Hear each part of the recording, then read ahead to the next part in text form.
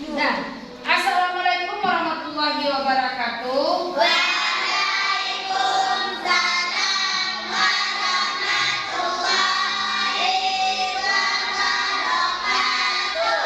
Selamat pagi anak-anak hebat Ibu. Pagi, Bu. Nah, sekarang sebelum kita mulai pembelajarannya, kita berdoa terlebih dahulu. Nah, siapa yang akan memimpin doanya pada hari ini?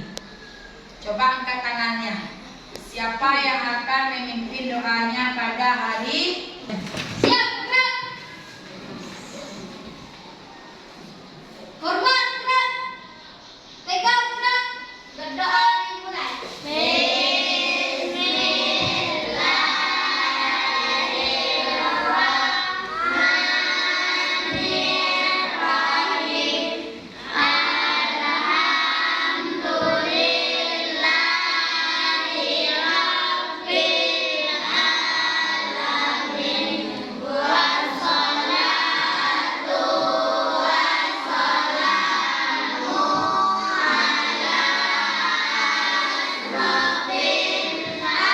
anbiya'i wal mursalin wa ala alihi wa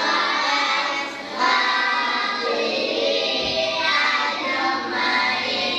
Raditu billahi rabban. Aku rela Allahu anhu wa bil Islami dinan. Islam agamaku wa bil Muhammadin nabiyya wa rasulah.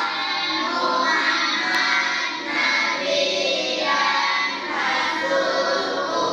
Rabbi sholli sadri. Ya Tuhanku, tambahkanlah ilmuku. Warzuqni fahmah, dan berilah aku pengertian. Amin.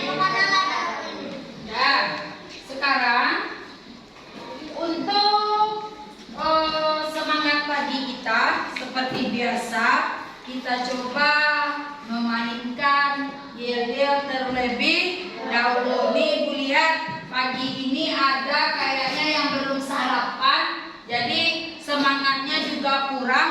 Hari mendung semangatnya juga kurang pada pagi hari ini Ibu lihat. Ya, kita mainkan dulu. Guruku hebat, Muridku pintar, muridku pintar. guruku hebat. Selamat pagi. Pagi, Allahu Akbar. Nah, baiklah. Untuk meningkatkan rasa nasionalisme kita coba dulu menyanyikan sebuah lagu nasional Indonesia dengan judul Bangun Pemuda. Pemuda. Indonesia.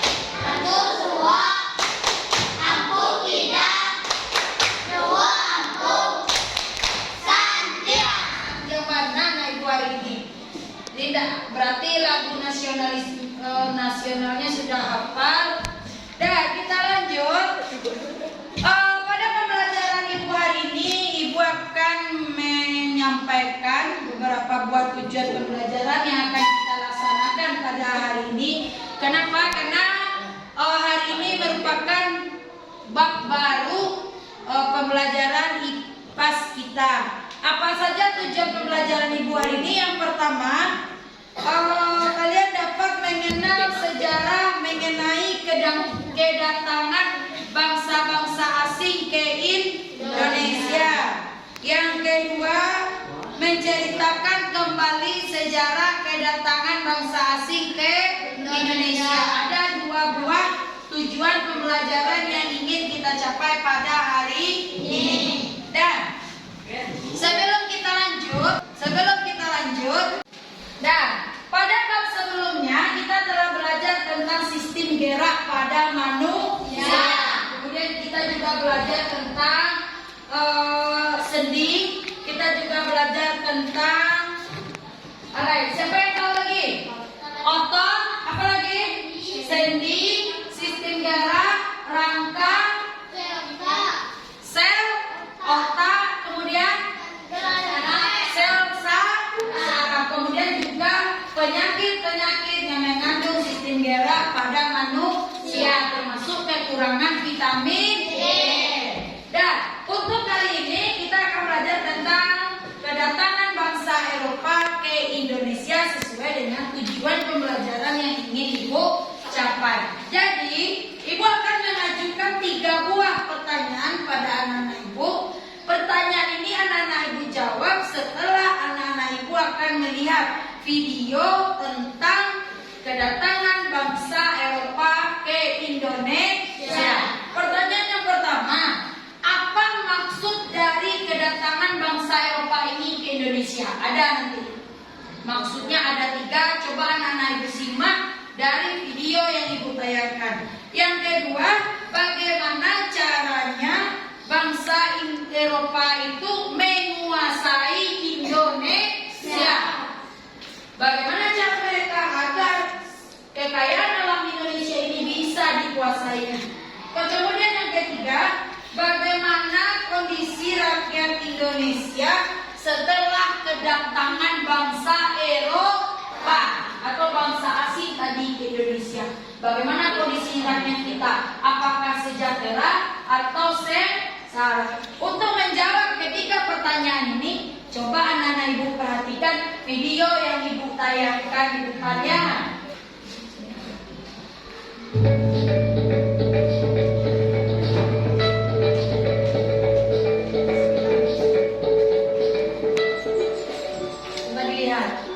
Peristiwa kedatangan bangsa barat. Mulai akhir abad ke-15, bangsa Eropa berusaha melakukan penjelajahan samudera. Bangsa Eropa yang pernah melakukan penjelajahan dan penjajahan di Indonesia dimulai oleh bangsa Portugis. Kapal mereka pertama kali mendarat di Malaka pada tahun 1511. Berikutnya ialah bangsa Spanyol yang mendarat di Tidore, Maluku pada tahun 1521. Kemudian disusul oleh bangsa Inggris dan Belanda. Kapal-kapal Belanda pertama kali mendarat di Pelabuhan Banten pada tahun 1596. Faktor-faktor mendorong pembelajaran samudera antara lain seperti berikut. Yang pertama adalah adanya keinginan mencari kekayaan. Kekayaan yang mereka cari terutama adalah rempah-rempah. Sekitar abad ke-15 di Eropa, harga rempah-rempah sangat mahal. Harga rempah-rempah sangat lemas. Mereka sangat membutuhkan rempah-rempah untuk industri obat-obatan dan bumbu masak. Kemudian faktor yang kedua adalah adanya keinginan mencari kejayaan. Di Eropa, ada suatu anggapan bahwa apabila suatu negara mempunyai banyak tanah jajahan, negara tersebut termasuk negara yang jaya. Dengan adanya anggapan ini, negara-negara Eropa berlomba-lomba untuk mencari tanah jajahan sebanyak-banyaknya. Faktor yang ketiga adalah adanya keinginan menyebarkan agama. Selain mencari kekayaan dan tanah jajahan, bangsa Eropa juga membawa misi khusus. Misi khusus tersebut adalah menyebarkan agama kepada penduduk daerah yang dikuasainya. Tugas mereka ini dianggap sebagai tugas suci yang harus dilaksanakan ke seluruh dunia. Faktor yang keempat adalah perkembangan ilmu pengetahuan dan teknologi. Ilmu pengetahuan dan teknologi berkembang pesat. Contohnya adalah seperti berikut. Yang pertama, dikembangkannya teknik pembuatan kapal yang dapat digunakan untuk mengarungi samudera yang luas. Yang kedua, ditemukannya mesin untuk persenjataan. Senjata dapat digunakan untuk melindungi pelayaran dari ancaman bajak laut dan sebagainya. Yang ketiga, ditemukannya kompas. Kompas digunakan sebagai penunjuk arah sehingga para penjelajah tidak lagi bergantung pada kebiasaan alam.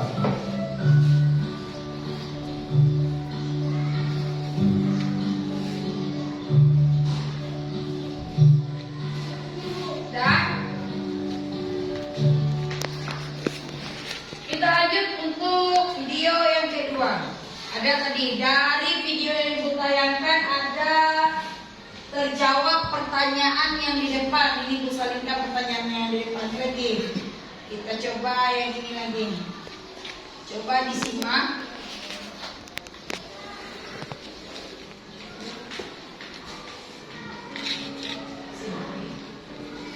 Pada zaman dahulu, bangsa Barat datang ke Indonesia dengan membawa misi tiga itu merupakan singkatan dari Gold, Glory, Joy, Coach.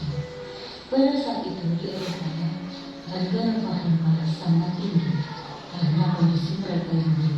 Mereka berusaha menemukan daerah-daerah yang masih rempah-rempah di belahan bumi bagian timur, seperti India dan Indonesia. Di Indonesia terdapat banyak sekali jenis rempah-rempah, antara lain merica, cengkeh, jahe, pala, kayu manis, andus, kapulaga, dan kulit. Dengan membawa misi berbeda, bangsa Barat melakukan perjalanan dan penaklukan daerah penghasil rempah-rempah. Mereka juga melakukan penyebaran agama. Salah satu dampaknya adalah membaiknya kondisi ekonomi Eropa dan mereka memulai revolusi industri. Sejak abad 16, setidaknya ada 4 bangsa yang pernah datang dan menduduki Indonesia. Di antaranya Portugis tahun 1512, Spanyol tahun 1521, Inggris tahun 1579, dan Belanda 1595. Pada tahun 1512, Portugis datang ke Asia. Portugis adalah bangsa Eropa pertama yang datang ke Asia.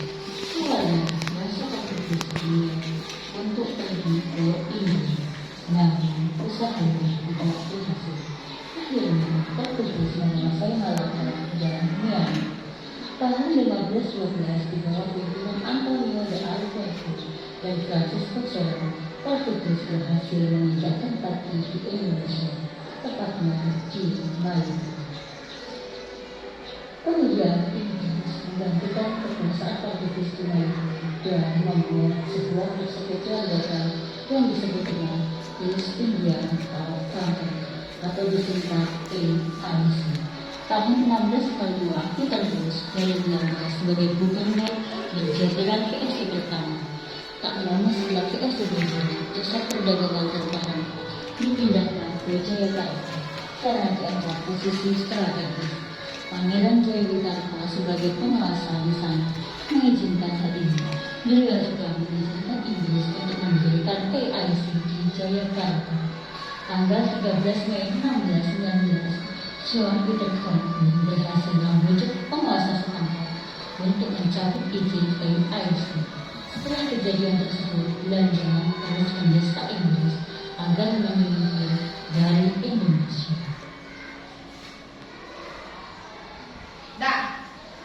Dan lihat kan, dari 2 buah video yang Ibu tayangkan tadi, ada jawaban pertanyaan yang Ibu sajikan di depan.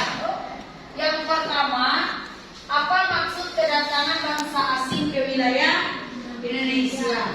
Yang kedua, bagaimana cara bangsa-bangsa asing itu menguasai wilayah Indonesia? Kemudian pertanyaan yang ketiga, bagaimana kondisi masyarakat Indonesia setelah kedatangan bangsa-bangsa asing? Untuk lebih memantapkan materi kita dan itu lebih menguatkan dan memahaminya. Coba anak-anak ibu lihat, kita cobakan literasi terlebih dahulu. Di dalam bukunya sudah ada bahan bacaan, coba dibuka. Di halaman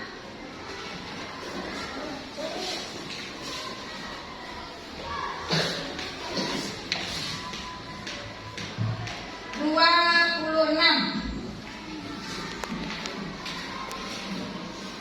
Nah, sekarang untuk lebih memahaminya, coba anak ibu baca halaman 26. Kita berliterasi terlebih dahulu.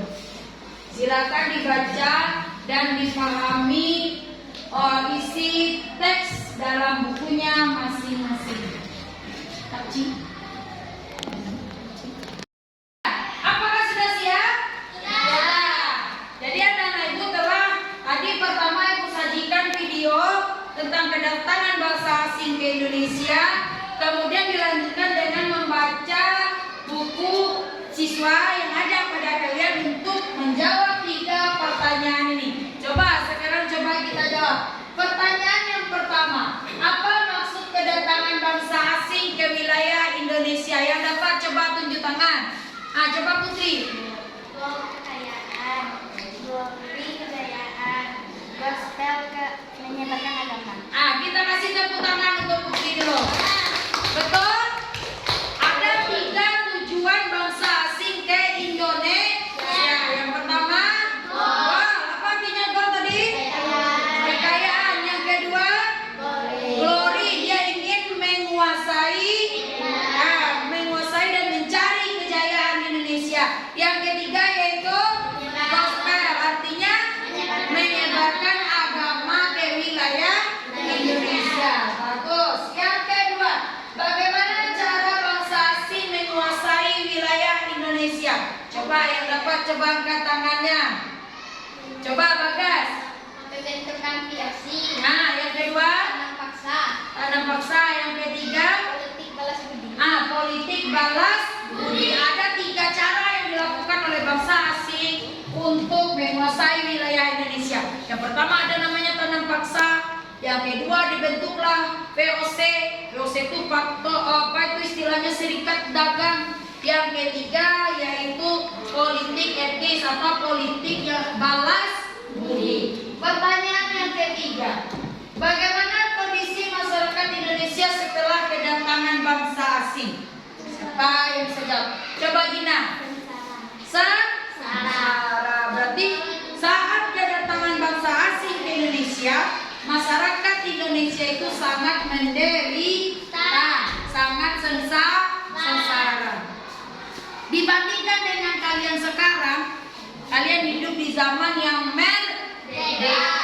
Kalau hidup kalian di zaman dahulu, apalagi di zaman waktu penjajahan, anak-anak ibu tidak ada yang sekolah. Kenapa?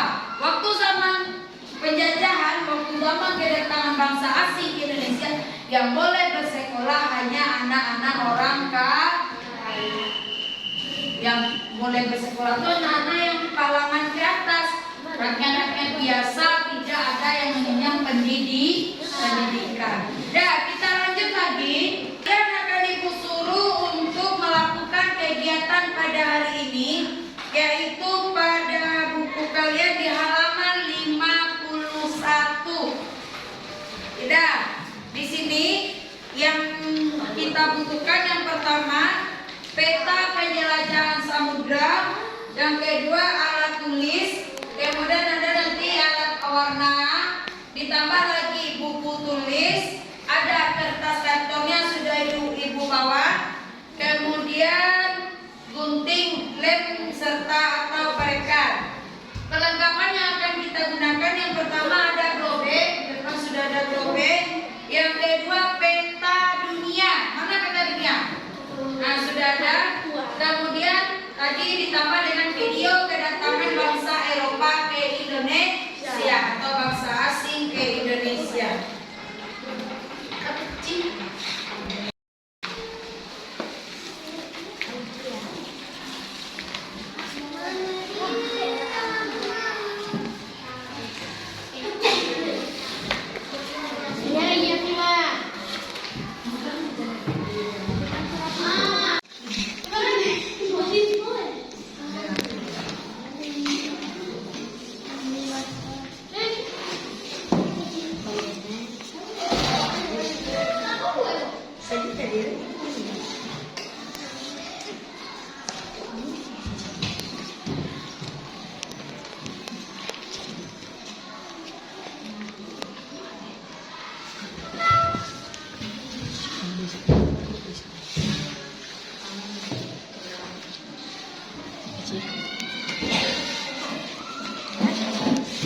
Apakah sudah selesai peta penjelajahan bangsa asing ke Indonesia? Nah, sekarang kita lanjut lagi.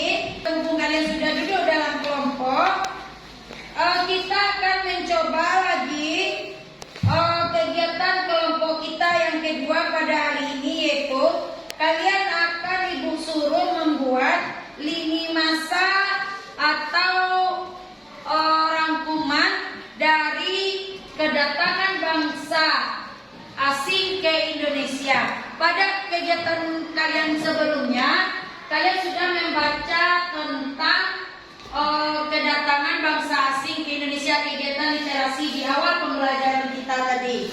Nah, untuk itu pada kelompok masing-masing sudah Ibu sediakan sebuah kertas karton.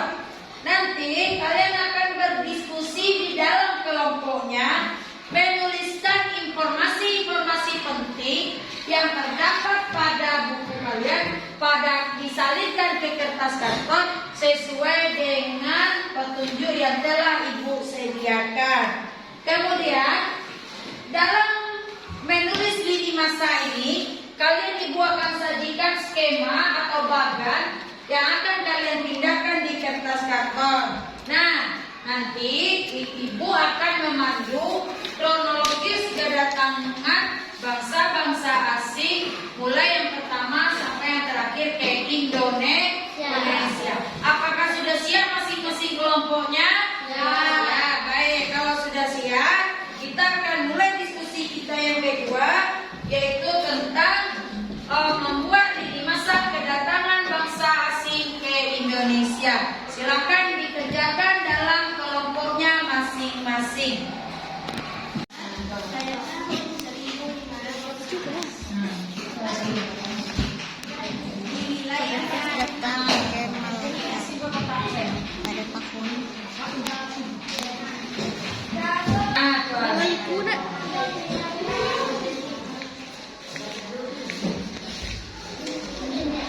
Kedatangan bangsa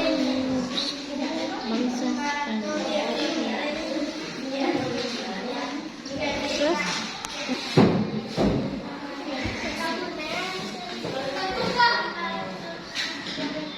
kedatangan bangsa Spanyol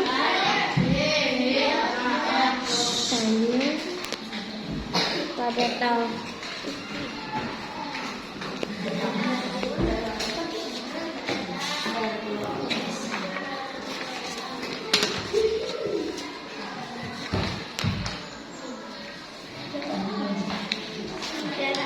Panjangkan. Awalan tidak dipendek panjang-panjang. Panjang pendek, panjang pendek. mungkin belok Boleh boleh. Dia beda setahun lagi. Isi mau balik sama kali. Beda tujuan kedatangan.